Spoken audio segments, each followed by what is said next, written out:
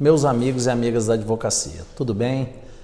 Hoje nós vamos falar sobre a necessidade da cláusula de reajuste no contrato. Parece uma coisa boba, mas não é, e eu vou contar para vocês um caso da vida real que eu vivi, me atrapalhou muito, mas que foi exatamente porque eu não tive o cuidado de colocar essa cláusula no nosso contrato, tá bom? Antes de começar, entretanto, vou pedir aquela gentileza para vocês para se inscreverem no canal e ativarem o sininho das notificações.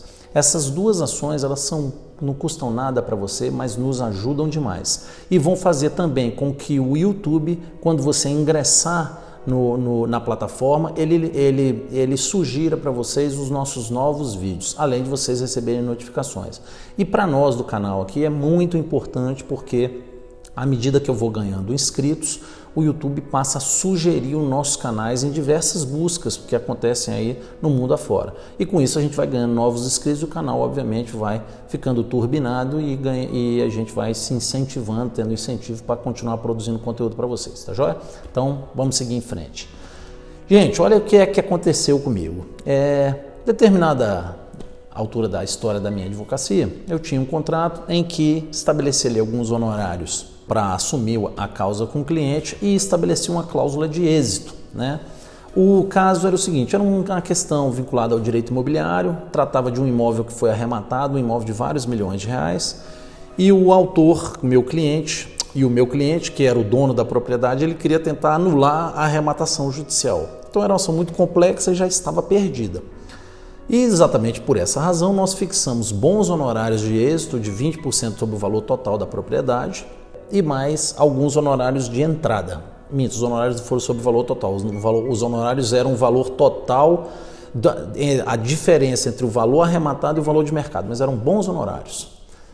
E não estipulei cláusula de reajuste. O que foi que aconteceu? Esse processo ele teve a duração de aproximadamente aí 4 anos, 5 anos, até que nós conseguimos anular a decisão judicial. Foi anulada só no tribunal, depois de muito trabalho. O tribunal disse, olha, realmente o vício apontado lá pelos embargos, pelos antigos embargos à arrematação, que eram do CPC antigo, 1973, eles estão aptos a serem providos porque realmente faltou esses requisitos legais aqui no ato de arrematação. Então anula tudo, volta.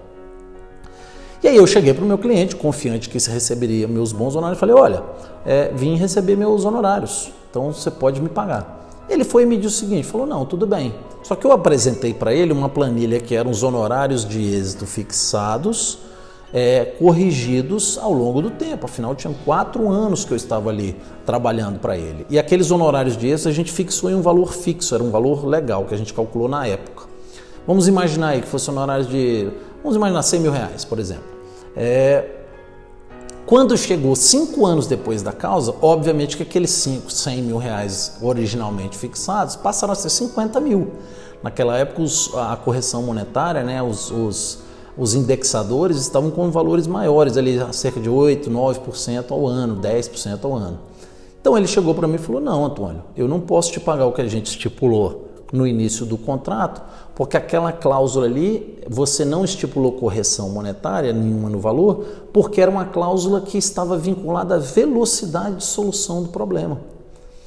Então, quanto mais tempo você demorasse para resolver, menos eu te pagaria. Era mentira do cliente, foi um jogo sujo que ele fez comigo. Mas eu não tinha como eu sustentar qualquer coisa contra aquela argumentação. Se eu fosse para o judiciário a título de exemplo, eu perderia.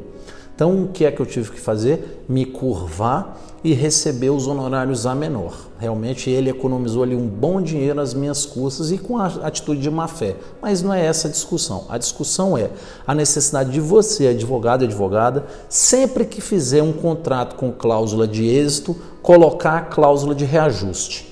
Então, se vocês, por exemplo, colocarem que o êxito é percentual, vocês devem colocar que o êxito é 20% do percentual do proveito econômico atualizado até a data de mais-valia dos honorários, até a data de execução, de data de pagamento dos honorários. Se o valor for fixado em valor exato, por exemplo, 15 mil reais, 5 mil reais, 2 mil reais, 500 mil reais, neste caso, o ideal é que você coloque que o valor será reajustado até a data do pagamento pelo índice econômico que vocês entenderem melhor. Pode ser o INPC, né? A gente tem ali na Fundação Getúlio Vargas, pode ser caderneta de poupança, pode ser qualquer coisa que vocês quiserem. Não pode indexar, óbvio, o salário mínimo, vocês sabem disso, ao dólar, etc. Mas pode ser indexado a índices normais aqui que a gente usa. Então, o meu conselho para vocês é esse, não deixem de fazer isso, porque esse caso me trouxe um grande problema e um grande prejuízo. Me lembro que à época o que ele economizou em não me pagar era o suficiente para comprar um pequeno imóvel, mas por óbvio é muito dinheiro, tá joia? Então, um beijo no coração de todos vocês, valeu, muito obrigado.